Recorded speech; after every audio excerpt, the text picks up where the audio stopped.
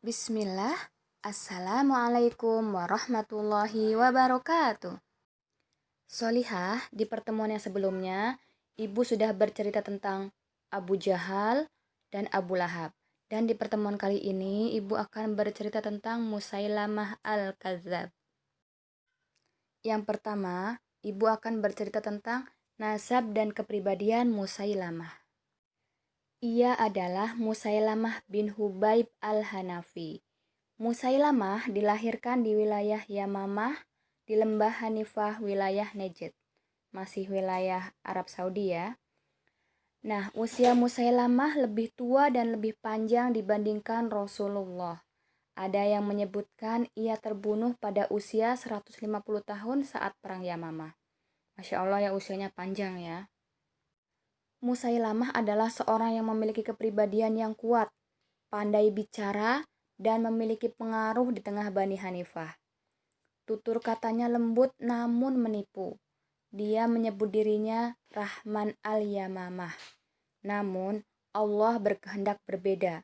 Ia dikenal dengan Musailamah al-Kadzab yang artinya Musailamah sang pendusta. Nah, yang kedua, Ibu akan bercerita tentang usaha Musailamah untuk menjadi nabi palsu.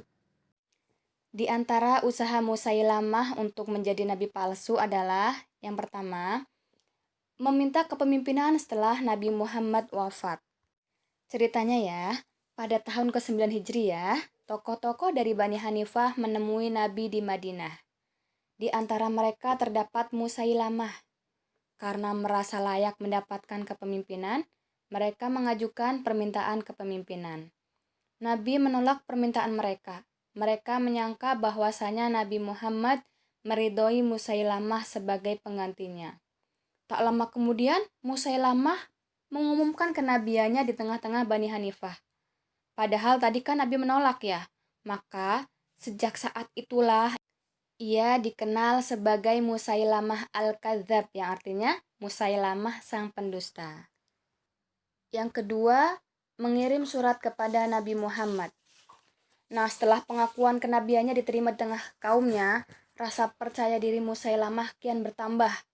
Ia mulai memposisikan diri sebagai seorang utusan Allah. Ia meniru Nabi Muhammad yang berdakwah melalui surat kepada para raja dan penguasa.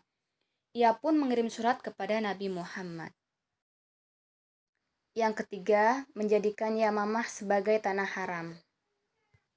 Yang keempat, menyusun sajak yang ia sebut sebagai Al-Quran.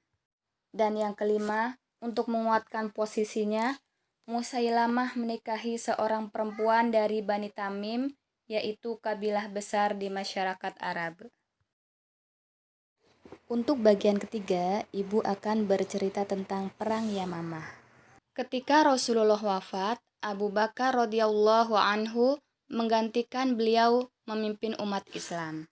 Di antara kebijakan utama Abu Bakar adalah mengirim pasukan menghadapi orang-orang murtad semisal pengikut Musailamah al-Kadzab. Karena setelah Rasulullah wafat banyak yang murtad. Abu Bakar mengirim Ikrimah bin Abi Jahal dan didampingi Syurahbil bin Hasanah menghadapi nabi palsu Musailamah al-Kadzab. Ikrimah terburu-buru melakukan penyerangan. Ia dan pasukannya pun berhasil dibukul mundur para pembela Musailamah. Ikrimah mengirim surat kepada Abu Bakar, mengabarkan kondisinya dan meminta pasukan kepadanya. Abu Bakar memerintahkan agar ia terus maju dan tidak kembali ke Madinah. Abu Bakar juga menulis surat kepada Syurahbil agar tetap di posisinya hingga Khalid bin Walid datang. Di Yamamah, Musailamah mendengar pasukan Khalid telah mendekat. Pasukan kecil Musailamah yang terdiri dari 40-60 orang berhasil dikalahkan. Perang pembuka ini dimenangkan oleh Khalid dan pasukannya.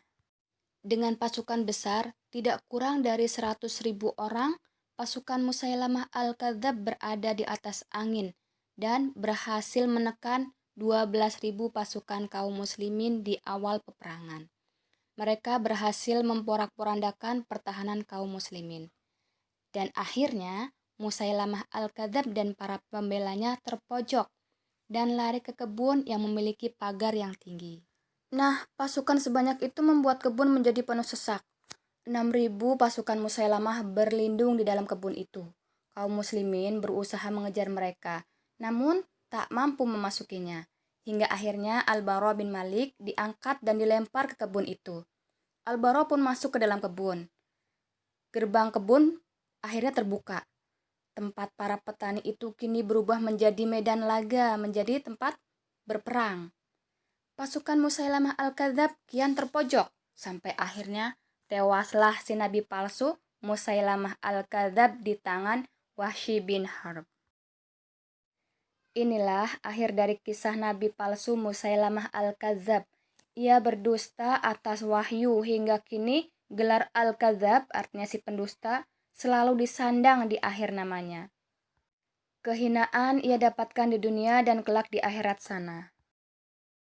Nah, demikian tadi ya kisah yang Ibu sampaikan tentang Musailamah Al-Kadzab. Semoga kita bisa mengambil pelajaran dari kisah yang sudah Ibu sampaikan tadi. Kita tutup dengan kafaratul majelis. Subhanaka Allahumma wa bihamdika asyhadu an la ilaha illa anta astaghfiruka wa atubu ilaik. Assalamualaikum warahmatullahi wabarakatuh.